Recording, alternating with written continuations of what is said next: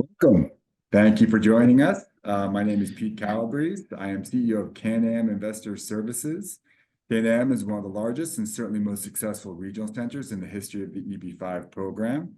And I have the great pleasure today of being joined by two gentlemen that really need no introduction, but I will anyways. Mr. Joey Barnett, partner at WR Immigration, as well as Mr. Charlie Oppenheim, the director of visa consulting. I hope I got that right at WR Immigration.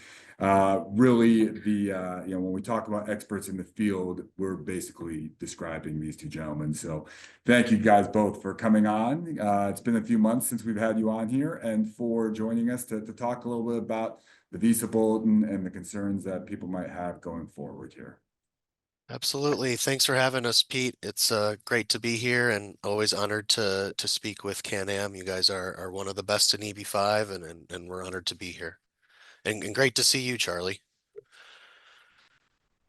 The last time that we were all together, we were in Houston and we were talking about doing something like this because so much had changed since the last time that we had put on a webinar.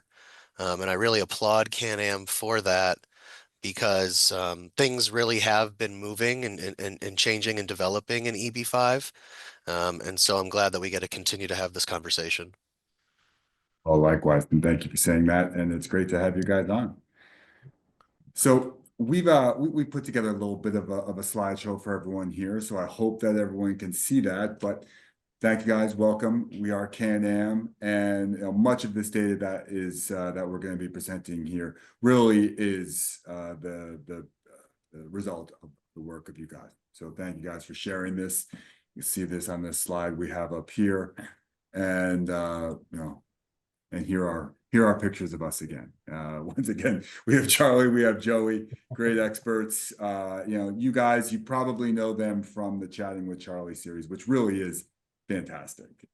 For people who are on here, who are joining us for this, it's really must see viewing every month. And you guys' information is great. And just really the educational element that you bring to the industry is something that we very much value and we feel the same about. So taking the chance to come on, taking the opportunity to come on here and talk with us a little bit about some of these things so we can briefly pivot from chatting with Charlie to three bearded gentlemen talking about EB-5 concerns as we move forward here.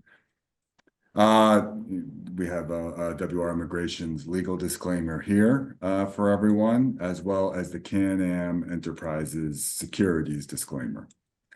So as we move on here now, we can start talking things a little bit more in the substantive manner. We really just want to go through really what the current situation is.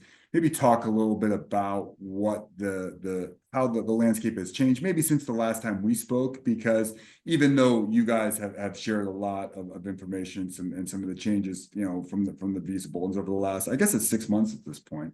The last time we spoke was in December when we were talking about the January bulletin. But to maybe talk a little bit about the change in that, because as Joey had said before, so much has changed. This is really a aspect of the EB-5 world that is just really working in a very dynamic manner. And so good, timely information is really important from that. But for the people who are just joining us here today, we want to be able to share that with you. Maybe, I guess, before we move on, Joey, maybe if you guys would like to just explain a little bit about Wolfsdorf or WR Immigration and, just you guys' platform and all the different services that you guys provide, again, for folks out there who might not be as aware. Sure. Well, before we talk about the firm, let me let Charlie sort of give a little background about himself and his role with the U.S. Department of State, because I think that's really important for everyone to understand where these insights are coming from. So Charlie, maybe you do that, and then I can talk a little bit about the firm. Okay.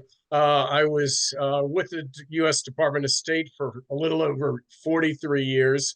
For my last 23 years, I was Chief of Immigrant Visa Control. One of the things we did was publish the monthly visa bulletin showing visa availability, when people could be processed. We posted notes in there to keep people informed of upcoming events. And the dates which I was responsible for establishing and listed in the Visa Bulletin resulted in over 9 million people being able to immigrate to the U.S. I testified before Congress on 2 occasions on immigration reform issues and was constantly working with the White House and Senate and House over the years on immigration. And since my retirement, I've been director of visa consulting at WR Immigration. Thanks. Yeah, and it's amazing that you're here with our firm. And before we did our chatting with Charlie, I always know you as the guy that you really have to listen to at the EB-5 conference, right? There's all these panels that are going on, but when Charlie's talking, you knew the room was going to be full. You knew the cameras were going to be on because what he had to say, no one else had that insight. Because of your role at the Department of State, the information that you receive from USCIS and from the consulates, as well as just your unique history and sort of able to read the tea leaves. And so those insights continue today. And why we're so happy that you are at our firm now. And our firm, WR Immigration, we have close to 200 professionals, over 40 attorneys. We are an immigration law firm. We do a lot of US-based immigration, but also global as well. And we're consistently recognized as being one of the top EB-5 firms. Our firm has filed over 6,000 EB-5 cases. And we generally file around 10 to 15% of them every year. And we have a great group of people. We have 10 people with over 10 years of EB-5 experience on our squad. And I just think that we have a great team, and it's great to be here with CanAm because, there's a lot of different regional centers out there, but there are few, if any, or I don't think there's any that have the track record that CanAm does. In terms of overall success in EB-5. So we're very honored to partner with you guys and to help shed some light on what we're seeing in the Visa Bulletin, because even from an immigration attorney point of view, it doesn't really always make sense. It's not easy to understand this.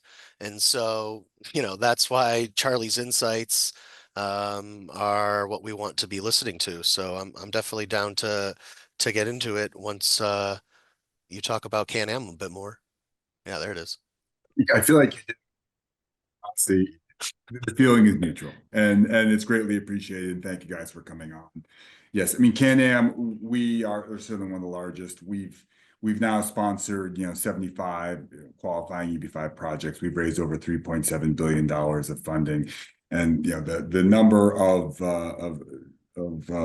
526 petition approvals that we have, we're very proud of. Obviously this puts us near the top of the industry, but where we feel we really differentiate ourselves is we now have over 2,900 individual I-829 petition approvals, amounting to over 8,000 unconditional green cards for our investors. And we've now repaid $2.5 billion of full repayments to our investors, which I believe to be far and away the industry leader in terms of that level of accomplishment. And it really speaks to what we're looking to accomplish for our investors. So, I mean, for us, we view ourselves and we take our role as an industry leader very, very much. We feel this to be one of the most important things that we can do. And so bringing these sorts of insights to our client base and to the overall industry is vitally important to us. So thank you guys once again for joining us. We appreciate it. And, let's kind of get on to helping people. So, you guys have put together this great itinerary, and, just a quick snapshot of what we're going to be talking about here is just the changes that have happened since we last spoke from January, going back and reviewing what we had talked about from the January bulletin, talking about the June bulletin that just came out, Chart A, talking a little bit about the retrogression that occurred on the bulletin, as well as the footnote from the May bulletin and what we can expect here going forward. And then obviously with a little bit of conversation about the current opportunity that is in play, which is the ability to concurrently file for an adjustment of status, given that all of these reserved visa categories are still current. So this kind of starts us to where we kind of left off with our conversation with each other, which is back in January. So maybe if we can just jump in the time machine for a bit, go back about 6 months.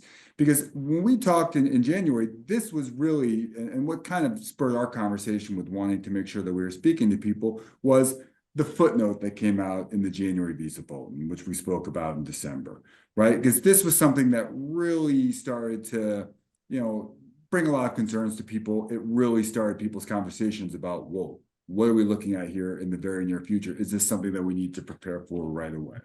Which we brought some information to people. I think at that time, we had some insights about when and maybe if I guess if isn't the right word, knowing that at some point there could be a date of final action for the reserved categories, but talking about the fact that even though this is a possibility, it's still something that was further way down the line. I think when we talked about it, our best guess or our best anticipation was that we could start seeing a date of final action potentially for high unemployment area projects currently, potentially as soon as like May or June, basically when we're talking now. And that there could potentially be a date of final action that we could be looking at for rural projects. So now it is May and the June bulletin has now come out. And obviously we are in a situation where all of these categories are still current. So maybe if you guys would like to give a little bit of insight and going back over these last 6 months, where we are, what this Visa Bulletin has meant, and what we can look at here as we go forward. Sure. Well, when we first started talking about it, I think the major point of this footnote was to give some semblance of, hey, we're looking at the number of filings that are going on at USCIS in the reserve categories and that we're going to be keeping our eye on it. And that's why they talk about that they're going to be continually monitoring the situation. At that time, this didn't say anything about the unreserved category. And there were concerns then, well, what does this mean for the unreserved category? And our thought was, well, no, this is only about the set aside categories. We're not talking about the unreserved category. And I think what we said is we shouldn't really be thinking about how this could impact the unreserved category. Charlie, is that right? Isn't that kind of how we were thinking about it then? Yeah, this note actually, as you said, they saw that the amount of petitions being filed in the reserved categories would eventually require the establishment of final action dates. And they just basically wanted to give people a warning. I think that they were premature in posting this note in the bulletin and that it caused unnecessary concern in the reserved community. This type of note would have been better served if it had been published, say about now in the June Visa Bulletin or the July Visa Bulletin, going as they get ready for the next fiscal year. But at the time, it was kind of unnecessary, and like I said, caused unnecessary concern in the reserved community. Right. And we thought that if the Department of State would be imposing final action dates, then that would inhibit people's ability to do EB-5 at the same time of filing an adjustment of status. And since there's a lot of people in the United States that are doing EB-5 now more than historically, that could impact, demand. What we didn't know at that time was some of the information that we've received since then regarding USCIS adjudication processing. And I think what we have come to see is that they aren't adjudicating enough of these set aside I-526Es to generate enough demand to exceed the actual supply or the limits. And because of that, that's why those categories remain current today. It's because there still isn't enough approved I-526s. And so we didn't know that 6 months ago. And I guess the Department of State didn't know that either. And so the big thing, though, that I think has changed since this time, because is what's happened in the unreserved category, and there has been movement there, and there hasn't been a lot of conversation about it because it's a little bit confusing as to why it's been happening. And so, I didn't really get it at first either until Charlie was able to explain it. So this here is what the June Visa Bulletin says for Chart A for EB-5, and you can see that it's current for everybody except for China mainland-born and India-born unreserved. And what it says for those two countries is that you are unable to move forward to the next part of the green card process in EB-5 unless your approved I-526, the EB-5 petition, was filed before either January 22nd, 2014 for China or May 1st, 2019 for India. And those dates have gone backwards in time. And in immigration law, that's called retrogression.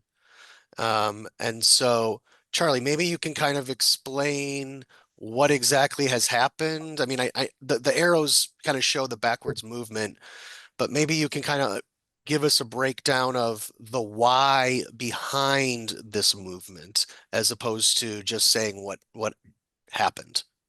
Right. In an ideal world, the State Department should have placed a note in the visa bulletin similar to the note we just saw, the January note. They should have put a note in at least 1 to 2 months in advance saying that increased demand is going to require the imposition or retrogression of the China and India dates. They did not do that, which to me means they were caught basically totally off guard in terms of the way their calculations were. And just to give a kind of an easy example, if say the unreserved limit were 11,000, the State Department may have assumed that the rest of the world was going to use about 4,000 numbers. That means that there would have been 7,000 numbers remaining available for use by China and India. Evidently, what happened is when they got ready to announce the April visa bulletin, they realized that no, the rest of the world was going to use far more than 4,000 numbers, and therefore they had to retrogress both the China and India dates to stop any future number use by those two countries in excess of their annual limits so that they could have plenty of numbers to process for rest of world. In a way, the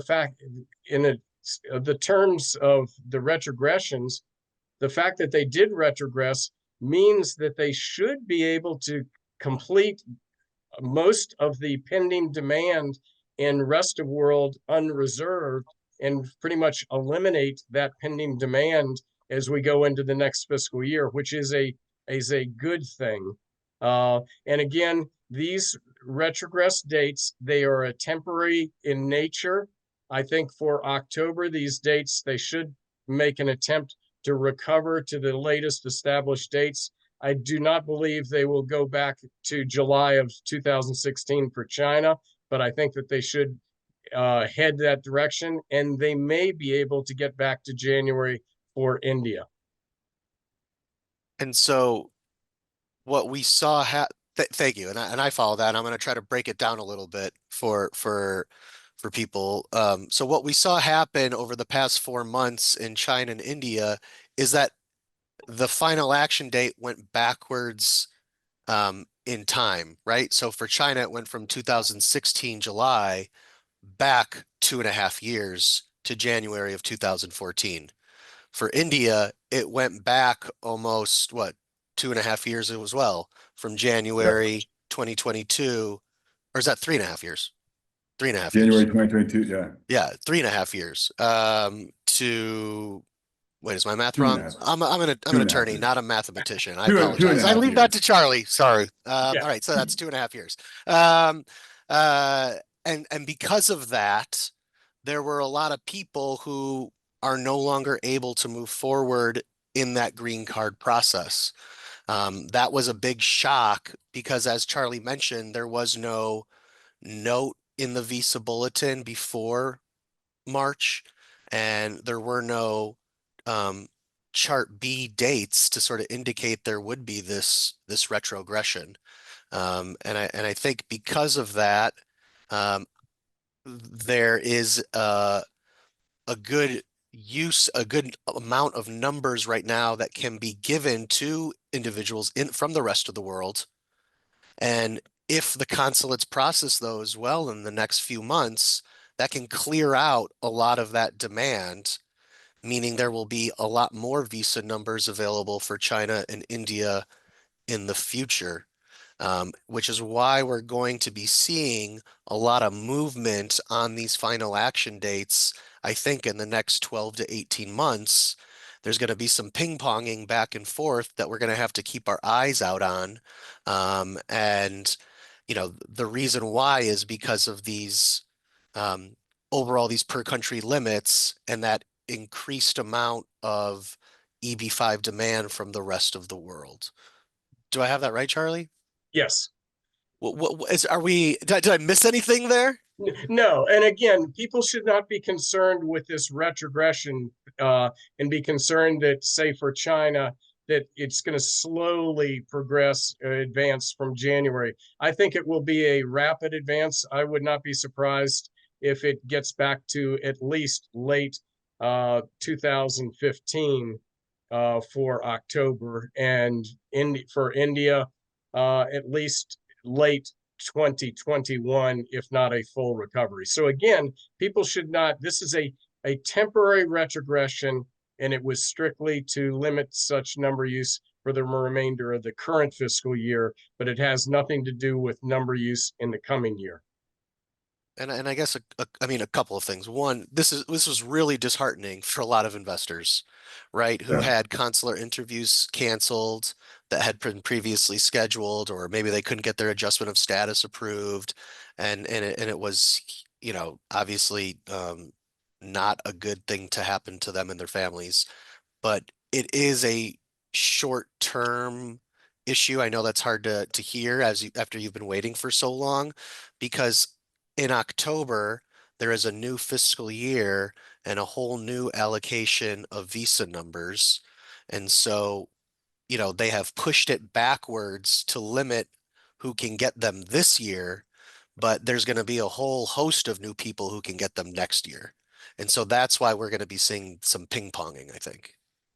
And Mhm. one thing also I should mention on these dates, if you have an appointment scheduled, you should make every effort to appear at that interview, and I would advise you not to reschedule unless there is no other choice, because as you can see, somebody that had visa availability and decided to reschedule their case for a later period, say they wanted to reschedule till the kids were out of school or whatever, in a matter of convenience, they got caught blindsided. And we used to see this when I was chief, often with the Chinese applicants. They would reschedule for summer months to avoid having to process their case in the spring or whatever. And sometimes you get caught up in this type of retrogression. So again, keep your interview. And if by any chance you are ever refused, try to overcome that refusal in the month of original interview, because there would be a number available for you if you can do so. Okay, that's a good point. I mean, that's a great Yeah, we point. Yeah, can't. especially when we talk about, yeah. Oh, go ahead, Pete. No, no, I mean, we led off this conversation talking about how the bulletin can be a little bit more dynamic than it used to be. And this is obviously not something that you would ever expect to have happen. And hopefully, this is the type of, one-time type of adjustment that needed to be made when there was a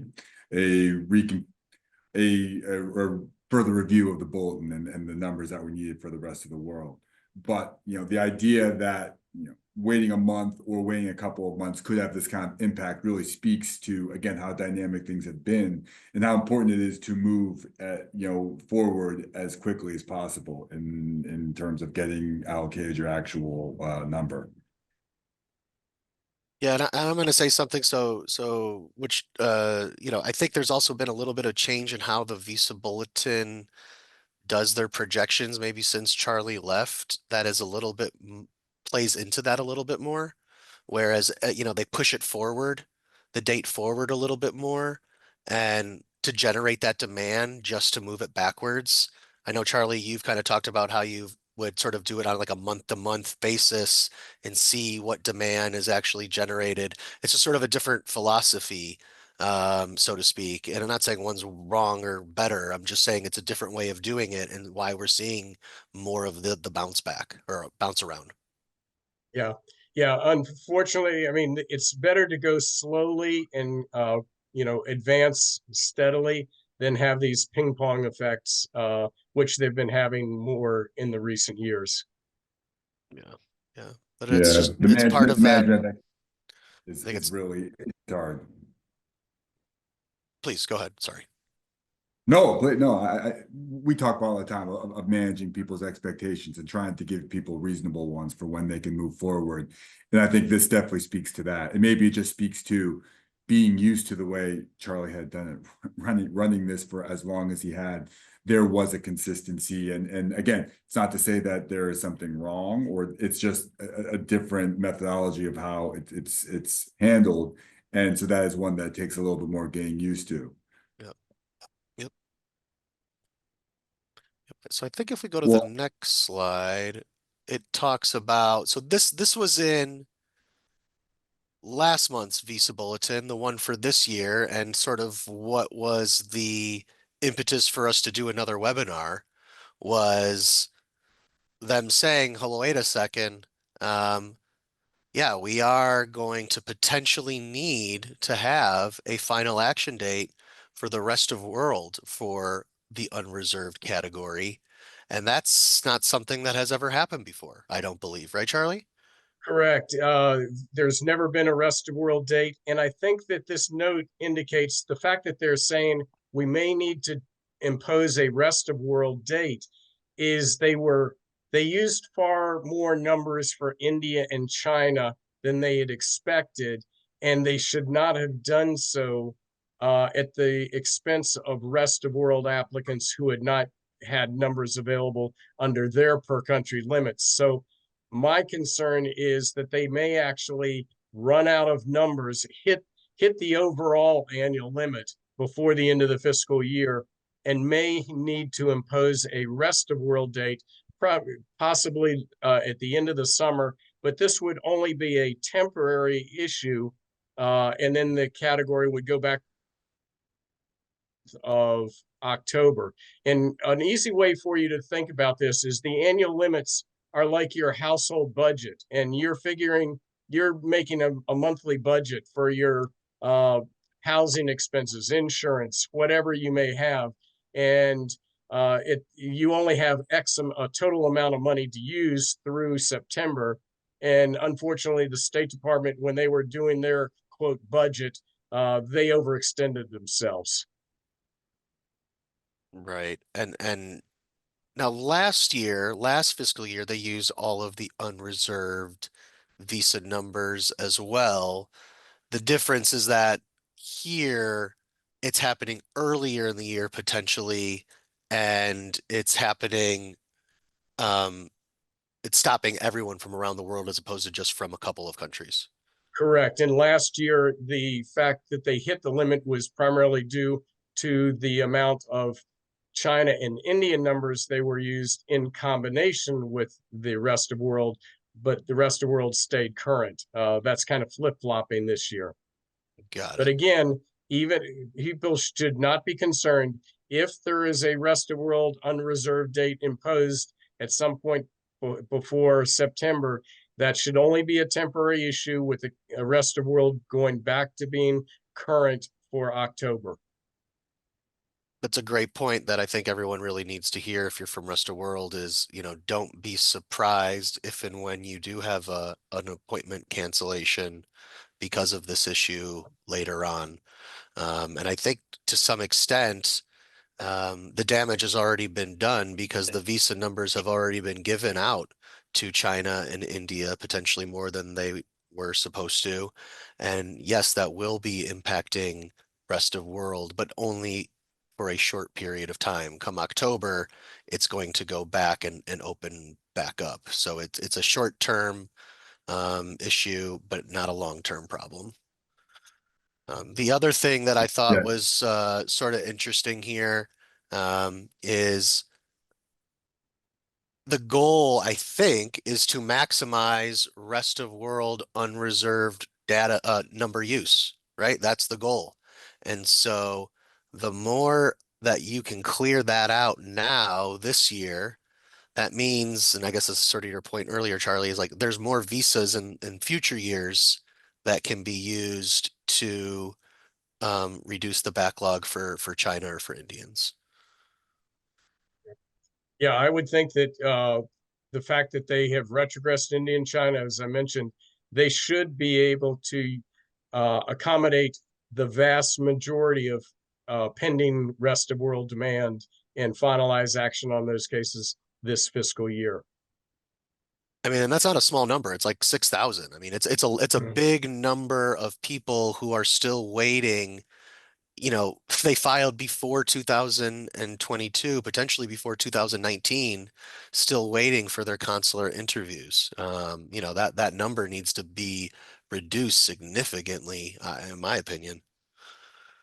Yeah, and I think they will be able to reduce that number by at least 5,000 numbers at a minimum. Well, Marco Rubio, I hope you're Yeah. listening, because we definitely need those numbers to be used. Yeah. And yeah, working through them in an orderly fashion. I think having the correction that was made allows for everything. It's almost kind of making sure that everything as things go forward, that things are able to move forward at a much more efficient in a much more efficient manner, even if there was a bumpiness in the way that the retrogression had to come to India and China to get there. So I guess maybe Charlie, Joey, if you'd like to talk a little bit more about the expectation for the visas that we've got looking forward. Sure. So, Charlie, you kind of created this chart. You know, this is something that you generally put together. Maybe you can just give us a breakdown of where that 145 employment-based total, you know, where's that assumption coming from? And then you can go through and break it down. This is the number of visas that are allocated this upcoming fiscal year for EB-5. Right. The worldwide employment limit is a minimum of 140,000. And to that, any unused family sponsored numbers from the previous year are added to that. The State Department should not have more than 5 to 10,000 unused family numbers during fiscal 2025. Therefore, to be safe, I made an assumption that there would only be 5,000 unused. Therefore, those 5,000 are added to the 140 limit, deriving the 145 overall. The EB-5 category will get 7.1% of that 145,000 limit, which works out to 10,295 numbers.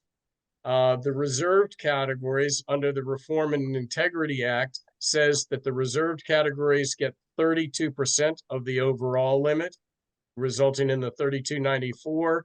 And those numbers are then split 20% to rural, 10% to high unemployment, and 2% to infrastructure, with the remaining balance of 7,001 numbers being made available to rest of world applicants, those who filed prior to the Reform and Integrity Act. And so this shows that, again, come October 1st, 2025, there's going to be a whole new group of visa numbers, and we're going to see some ping-ponging of the final action dates at that time. And then the other thing I would say is, with the EB-5 Reform and Integrity Act, there's also the carryover provisions. And so it's depending on how many reserve visa numbers are used, there could be a pretty big waterfall of more numbers that can be made available to the unreserved category, and possibly up to, 10,000 visa numbers in fiscal year 26 in the unreserved category. That's a big number. That is a lot of EB-5 investors and wives and husbands and children that can get pushed through in fiscal year 2026 with that number amount. Absolutely. So, again, the bumpiness, I think you said it really well, Pete. The bumpiness sort of along the way has been tough to ride, but hopefully at this point things are getting a little bit smoother, and now we can at least plan for any other bumps ahead in the road. And that's all that we can try to do for people, is try to help them to plan as they're looking forward, and to just know what the landscape is looking like. And Joe, maybe if you want to touch on briefly, the ping ponging that we talked about, right? Because I think when we talk about potential volatility in terms of maybe some of these dates that we might be looking at, and whether or not, like, there are a couple factors, in terms of where these allocations come from. And so maybe to just further clarify, like, what some of this ping ponging means, and what could or could not, cause some of these date of final action to actually present themselves or not. Sure. Yeah, that's a great question. I guess one of the big reasons why something would ping pong is what we just mentioned here in the slide, is the new allocation of immigrant visas. So that opens it up significantly. Another reason why something would ping pong is the way that the State Department is allocating those numbers, I guess, on a monthly basis. And that, I guess, gets to what, are we giving too many to China at this time, or in India, as opposed to the rest of the world? And I think a third really gets into the nitty gritty of this new EB-5 law. And we go back to that January visa bulletin note, where I knew I had it in the right spot the first time, Pete. We had it in the where we're saying, like, look, yeah, there are going to be final action dates potentially in the reserve categories, and because of that, that may cause individuals from the rest of the world to use the unreserved visa numbers. And if that happens, and starts happening a significant amount, that will reduce the number of unreserved visa numbers that are available to pre-RIA China and India. So that could put more pressure on ping-ponging effects then, when that happens in the future, because in October, when the new visa allocation comes out, there will not be enough demand for those unreserved numbers by those reserved visa individuals. I know I'm getting really technical right here, so I feel like I should just shut up before I'm dug into myself a hole. But the fact of the matter is that we don't see that demand. We don't know what that's going to be, but we know people are going to do it in the future, and that's going to cause visa numbers to shift again. And it'll just be another reason for a ping pong effect. I'm sorry if I totally butcher that answer, trying to make it clean, but I blew it. No, not in the least. It was a clean. It is a complicated equation, right? Yes. With so many different factors that come into it. And I think that the best you can do is to know what the factors are that could be leading towards some of these potential outcomes, right? And I think one of the ones that we've talked about a lot, and it's part of the reason why we brought back up the January visa bulletin aspect of it again, is that one of the factors is still getting people documentarily prepared to get to state, to make sure that they're actually able to get allocated those numbers. And it's what we talked about 6 months ago, that this is what is holding up, and this is what is keeping some of these things in the status that they are. That all these reserved categories remain current. And it's not a lack of demand. It's not a lack of interest. It is, just potentially getting people moving to that point, right? Which is why, not putting words into you guys' mouths, when we talked last, this is why we had the assumptions that we had in terms of when, we could be looking at potential, dates, or when this footnote that came onto the bulletin could actually come to fruition, right? But now, as we look at this now, as we continue to roll this forward, we're still in a position where all of these categories remain current. So that the fact hasn't changed, that it has been taking time for people to get to get to actually use these visas that are being allocated to them. And so it continues to push that time frame out in terms of if or when people might be able to make use of these reserve visa numbers. Absolutely. Absolutely. And one of the other things that could cause this ping-ponging effect is there is no historical data for state or USCIS to be looking at when they're making their estimates. And that is a very important thing, to be able to look back and say, okay, I can assume that X% of the numbers that are being given to overseas posts, which receive a block of numbers, may or may not be used. Also, the dynamics in number use are going to shift in reserve processing. For unreserved in the past, the State Department has probably used 80 to as much as 90% of the EB-5 numbers.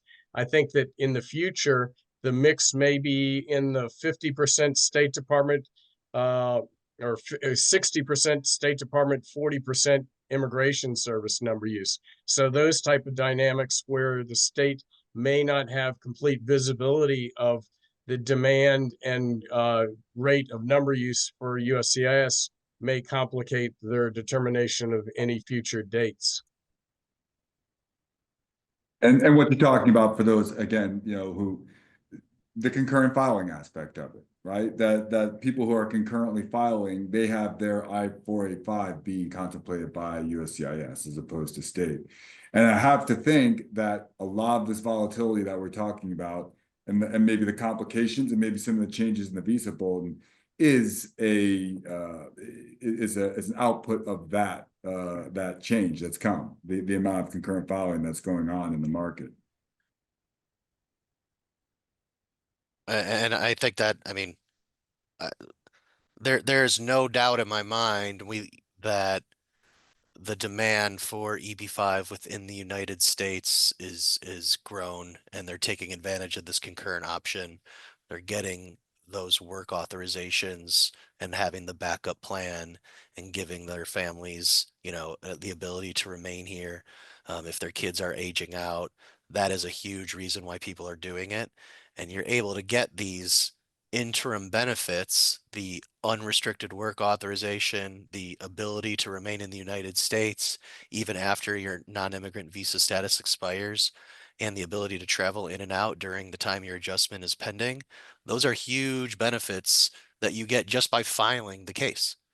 And that those were not in existence. Those were not available, I should say, to EB-5 investors before 2022. And that has opened up a huge market in EB-5, and has changed, I think, the way that projects are structured and marketed, and really just how the industry is run. I think it has had a big impact. Absolutely. And I mean, thank you for putting together this slide that speaks to that opportunity for people, because, I think that people don't necessarily put together the fact that the adjustment of status is its own standalone filing. And with that, there are benefits that come with it. It's something that we bring up all the time when we talk to people, because they'll always talk about, well, what if, all the different, and you could speak to the different variations that could come from people, but what happens if when I graduate from college, as it relates to my F1, what happens as I, go to renew, or if I switch jobs and I get another H-1B, what did this mean? Well, you have this standalone benefit that is not, it's not related to, say, your I-526 and whether or not it's approved yet, or whether or not it's it's for a rural project, or whether or not it's for a high unemployment area project, or it's not a TEA whatsoever.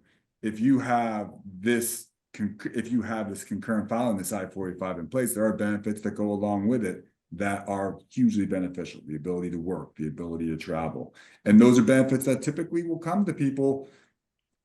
I would say, oftentimes we see people with those, both of those benefits in place in say 6 months or so. Oftentimes, they can see maybe the work authorization at a more rapid pace. And this is hugely beneficial to people. And maybe if you want to talk, Joe, you had talked about the opportunity, but what does that mean then for someone who, is on another visa category? Or what if, say, retrogression now comes for some of these categories? What does that mean for them and their concurrent filing? Absolutely. Those are great points. So first of all, you definitely want to file that I-485, and you can only do it when it's current or your priority date is current, and it is in the reserve categories. If there is retrogression after you file the adjustment of status, your adjustment of status remains pending. If you have an approved EAD in advance parole, those remain approved. There's a validity date on those. That doesn't change at all. You can remain in the United States because your adjustment remains pending. You can continue to work because your EAD remains valid, right? So there's nothing stopping that. It's just that they don't have the authority to approve your 485, your adjustment, because a visa is no longer available. But that doesn't impact your ability to remain in the United States. You can do that because you filed your adjustment of status when you were in a lawful non-immigrant visa status, and you're in a period of stay authorized by the Attorney General, meaning you can remain in the United States indefinitely. We advise folks to maintain their underlying non-immigrant visa status, but it's not a requirement, and many people can't wait to get away from an H-1B employer sponsor, or they're graduating from school and they can't wait to start their career. Of course, they're going to use their EAD. And there's nothing wrong with that. They're totally abiding by the law and taking advantage of this opportunity. And I see a lot of people who are, they're skipping the H-1 lottery. They skipped it. They didn't do it this year. They're like, look, even if I was selected, excuse me, even if I found an employer, I may not be selected. Even if you're selected, you may not be approved. Because of the way that USCIS is adjudicating things. Even though you've been approved in the past, it doesn't mean that your extension is going to get approved. I don't care if you have an I-140, you still need to get your H-1B extensions approved if you want to remain here in the interim. And so if those are changing because of economics or AI or, how USCIS is adjudicating cases, then it is giving people a backup option to remain in the United States. EB-5 is, I should say. That's the advantage and the opportunity that people are taking advantage of right now.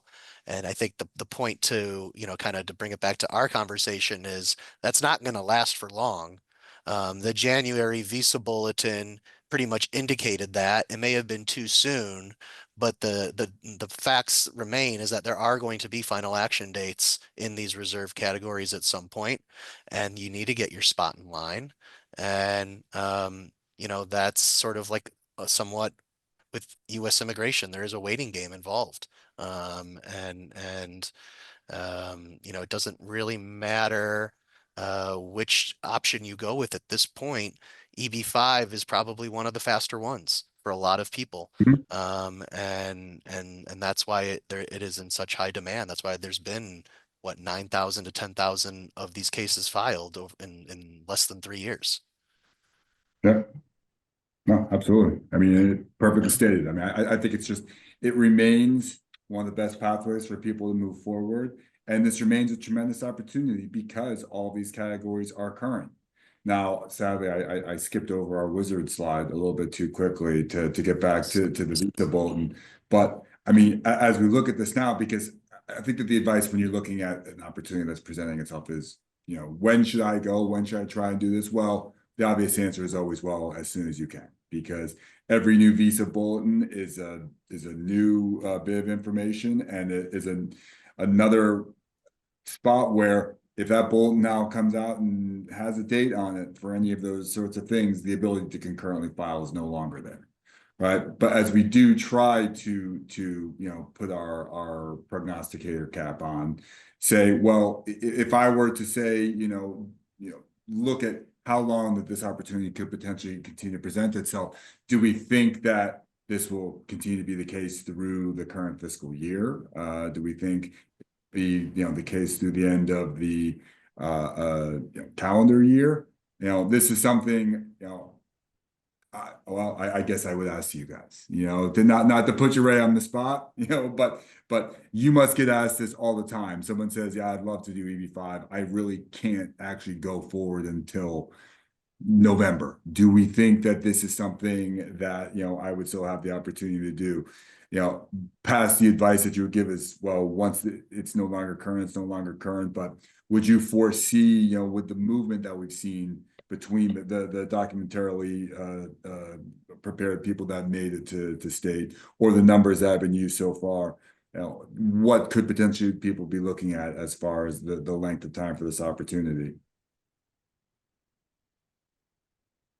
Charlie, that's a wizard Okay. question. That's for you. Yeah. Well, first of all, I'd like to explain a final action date should only be imposed when there's a combination of numbers have already been used during the fiscal year, plus the anticipated future number use will exceed the annual limit. So, for example, if the annual limit is 10,000 and through April, 5,000 of numbers have already been used. If the State Department would think, okay, between now and the end of the year, we're going to use another 5,000, then they would establish a final action date to prevent the annual limit from being exceeded. But if they only thought there were going to be 3,000 or 4,000 numbers used, then the category would remain current.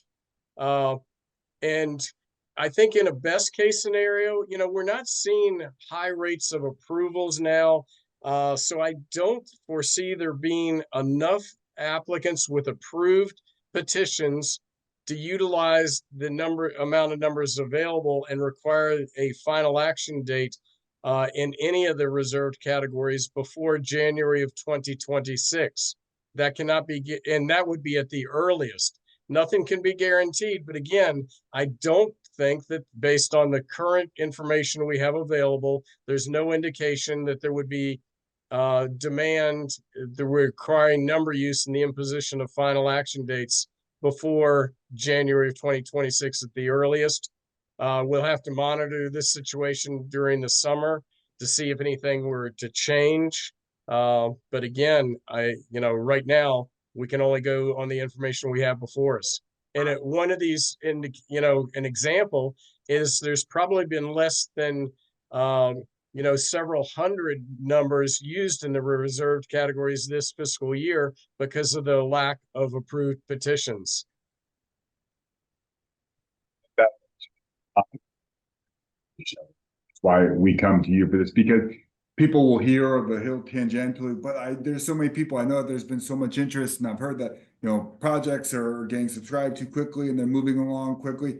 This is all true. I mean, this is all realistic that there is a lot of demand, but they can only, if there's only a trickle coming through to the Department of State, that's all that can be adjudicated. That's all that can be allocated numbers for, and that's all that can move along some of these dates of final action.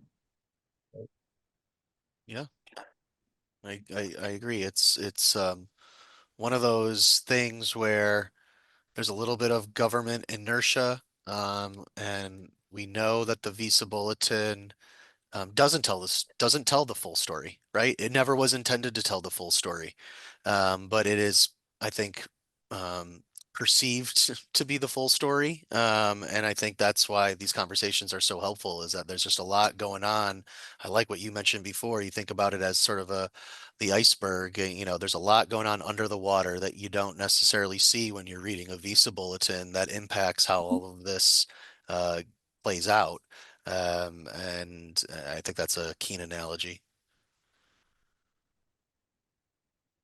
Oh, I appreciate it.